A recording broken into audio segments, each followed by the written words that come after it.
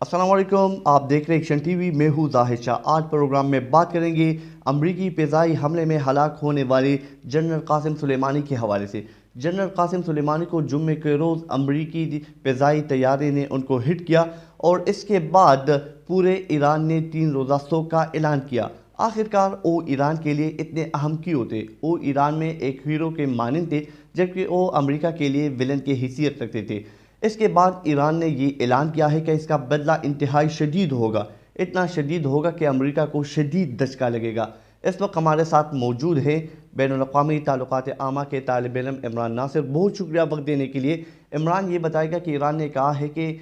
ہم انتہائی شدید ریئیکشن دیں گے اور اس کے بعد جو ہے حالات کا ذمہ دار امریکہ ہوگا، کیا کہیں گے اس حوالے سے؟ بہت بہت شکریہ زاہد۔ جس طرح آپ نے کہا کہ ایران نے کہا ہے کہ بہت سخت رسپانس ہوگا، تو آپ ایکسپیکٹ بھی کر سکتے ہیں، کیونکہ ایرانی قوم جو ہے وہ بہت ضدی قوم ہے اور وہ ہمیشہ اس نے ہر دشمن کو بہت سخت رسپانس دیا ہے۔ لیکن امریکن کا موقف یہ ہے کہ ایران اس وقت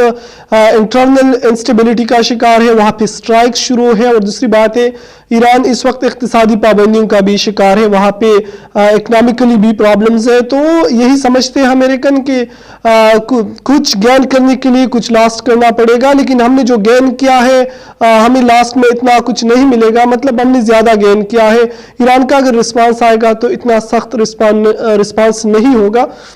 لیکن ہمیں یہ یاد رکھنا چاہیے کہ ایران جو ہے وہ ایک انڈکلیئر نیوکلیئر پاور ہے، ان کے پاس نیوکلیئر ویپنز ہو سکتے ہیں۔ اگر اس کے پاس نیوکلیئر ویپنز ہیں تو یہ لڑائی جو ہے اس میں شدت بھی آ سکتے ہیں، اور یہ لڑائی صرف مڈل ایسٹ تک پھر محدود نہیں رہیں گی، یہ دوسری ریجنز تک بھی پھیلیں گے۔ اور ایران کا پہلا ٹارگٹ، اس کے ٹارگٹ سیریا اور باقی جو امریکن انسٹالیشنز ہیں مڈل ایسٹ میں، اسپیشلی اسرائیل، یہ ہو سکتے ہیں کہ وہ پھر ان کی انسٹالیشن کو مڈل ایسٹ کے اندر ٹارگٹس کریں گے، اور ان کی جو بیسز ہیں اسپیشلی افغانستان کے اندر میں بھی حالات خراب ہو جائے، کیونکہ وہاں سے پہلی بھی ایران کی کافی انٹرونشن رہ چکا ہے، اور ابھی ان کا جو جنرل جس حملے میں مارا گیا یہ ان کے لیے ایک ہیرو تھا، جس طرح آپ نے پہلے کہا یہ ان کے لیے ہیرو تھا، اور یہ ابھی سے نہیں، یہ تقریباً 7-8 سال سے، اگر آپ دیکھیں زاہد، یہ قاسم سلیمانی کم از کم 4-5 سال سے نیوز میں ہے، جب سے یہ داعش وغیرہ کے مسئلے شروع ہوئے ہیں تو یہ بندہ اس وقت سے مین سٹریم میڈیا میں ہے، اور اس کا رول جو ہے وہ بہت آیت اللہ خامنہ، اس کا جو لیڈر ہے، اس کے بعد سب سے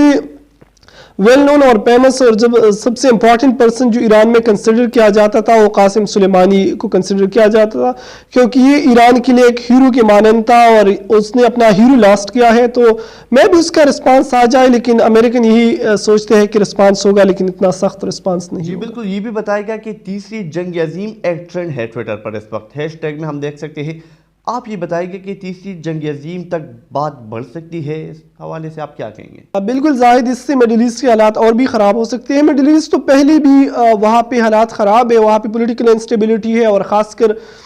داعش نے جو حالات وہاں پہ بنائے، اسپیشلی سیریا کے اندر جو حالات ہے، وہاں پہ دنیا کی سارے طاقتیں وہاں پہ موجود ہے اس وقت، اور اپنے انٹرسٹ کے لیے وہاں پہ لڑ رہے ہیں سارے کنٹریز۔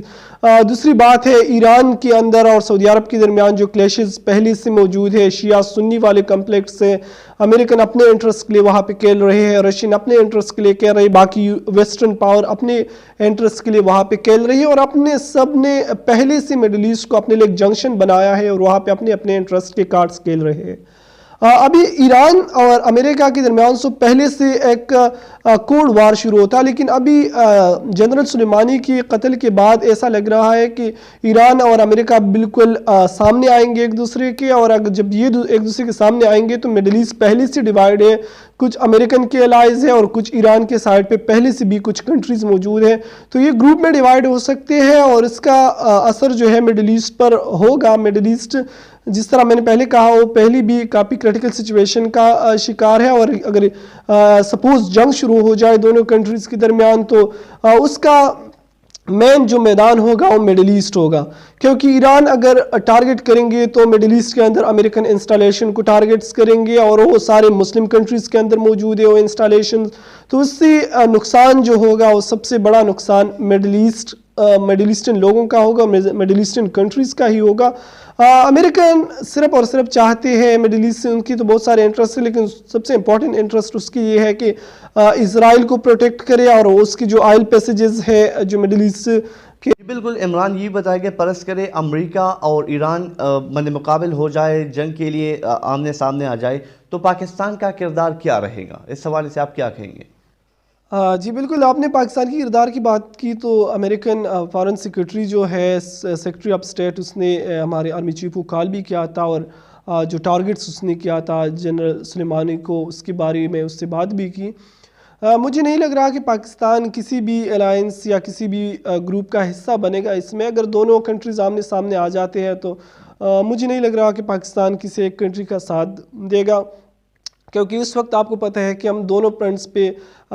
इंगेज है। वहाँ पे इंडिया के साथ हमारे ताल्लुकात काफ़ी हद तक कशीदा है और जंग जैसा सूरत हाल है। अफ़गानिस्तान के इस तरफ मगरब बॉर्डर जो हमारा है, वहाँ पे भी हालात काफ़ी हद तक कशीदा है। तो पाकिस्तान अपने लिए तीसरा फ्रंट मेरे ख्याल में नहीं खोलेगा, क्योंकि हमारे बॉर्डर्स अगर हम ये कुछ करेंगे, सपोज़ हम किसी एक पुल की या किसी एक साइड पे जाएंगे, तो सपोज़ हम अमेरिका का साथ देते हैं तो बलूचिस्तान जो थर्ड फ्रंट होगा, वो हम ईरान के साथ हमारा बॉर्डर है, वो हम अपने लिए एक थर्ड फ्रंट खोलेंगे। तो मुझे नहीं लग रहा पाकिस्तान का किरदार उसमें एक साइड की तरफ होगा। पाकिस्तान मेरे ख्याल में न्यूट्रल रहेगा और उसका सालिसी का किरदार में भी वो अदा कर सके, लेकिन मेरा तो यही ख्याल है कि पाकिस्तान को यही किरदार भी अदा नहीं करना चाहिए और इस मसले में उसको न्यूट्रल रहना चाहिए, क्योंकि हम इंटरनली भी अभी बहुत सारे मसाइल का शिकार है और इसके बाद एक्सटर्नली बहुत सारे थ्रेट्स का हम शिकार है। तो हमें ये किसी भी अलायंस का हिस्सा नहीं बनना चाहिए और इस चीज़ से हमने अपने आप को दूर रखना चाहिए, क्योंकि ये दो